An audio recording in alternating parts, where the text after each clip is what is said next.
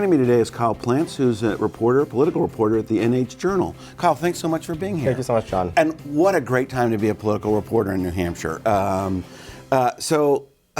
think the first time, certainly in my memory, where the House hasn't passed a budget. So that's where I'd really like to start. New Hampshire's budget. What's up with that? I know, there's so much to unpack there, John. It's the first time in recent memory since at least they started keeping track of it since 1969, which is absolutely crazy. But yeah, it's the first time that the House hasn't passed a budget. But people shouldn't necessarily worry about it because it's still part of the budget process. So right now, they kind of just passed the reins over to the Senate. So they kind of gave up their power to really craft what they want to see the budget be, and gave that essentially to the Senate to work on. And it's definitely an interesting time there because it's dealing with a lot of different factions and infighting going on within specifically the Republicans that tried to pass it. So it's definitely, as I said, an interesting time. So who are the players in this? What are the different groups? So you've got the Speaker and a cadre of people. You've got the Democrats who didn't vote for the Republican budget. I mean, if 30 or 40 of them had peeled over, it would have passed. And then you have the groups and a group of Republicans. Who are the players? Yeah, so major players here, definitely House Speaker Sean Jasper, because he's been the one kind of going through the House leadership's budget, what the House Finance Committee gave them, and really trying to push it to get the House to pass it. And then you also have two different caucuses within the Republican Party. You have the House Freedom Caucus and the House Republican Alliance. And those two are essentially conservative factions within the Republican Party there. And both of them, various members from them, kind of went off and decided to vote against the budget.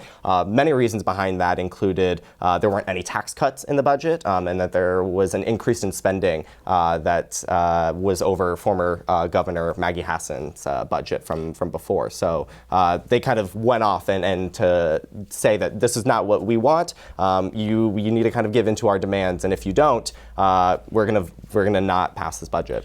They didn't, but the governor's budget that he submitted to the House was over Maggie Hassan's spending, correct? Yeah, no, it definitely was. And obviously now there's different revenue estimates that came in. We'll get more updates here soon after kind of taxes and things like that from the Senate. So the Senate will have kind of more updated numbers to really see how much more money they have to play with. But I really do think that the Governor Sununu, the Democrats tried to paint him as the kind of the loser in this battle because the Republicans couldn't get their budget passed. But I actually think he stands the most to gain from it because the Senate is using his budget proposal as a basis of kind of where to start and go off of. So that's an interesting thing because the House Finance Committee kind of cut a lot of his key priorities, including full-day kindergarten and different things like that. But now it's kind of all back in there again, and the Senate tends to be a little bit more giving with the funds than the House does. Right. Well, I mean, one, they have better revenue estimates because it's later in the year.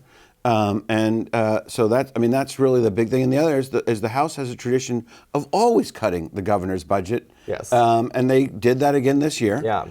Except they didn't pass it. Yeah. No, it'll be interesting because then it comes back to the House here later once the Senate's kind of done. And so we'll have to see what happens with all of this infighting and then this kind of going back and forth of, what our demands met and going on with that. So it'll definitely be a time to see that in the next couple months. Are there factions in the Senate? Could the Senate do what the House did? It's hard because there's not as many members, and especially on they tend to vote a lot on party lines there too. So it's definitely not as extreme as the House Republicans. So I definitely don't see that being a major issue coming up. So we'll see a budget coming out of the Senate. Yes. But there won't be a committee of conference, or will there? No, because they'll just pass it back to the House to pass, and then it's maybe that they wouldn't do that because the House didn't pass a budget. So it's definitely a tricky kind of process there. So if the House says no, then what would happen? That is a great question, and I don't personally even know what happens there because we've never experienced something like that too. So if that happens, then it will go back to the Senate to figure out. As they say, stay tuned. But yeah, exactly. We have until July to get this all done. So okay, we have until about 2 seconds to get a commercial break. But when we return, we're going to continue our conversation focusing on education. So please stay with us.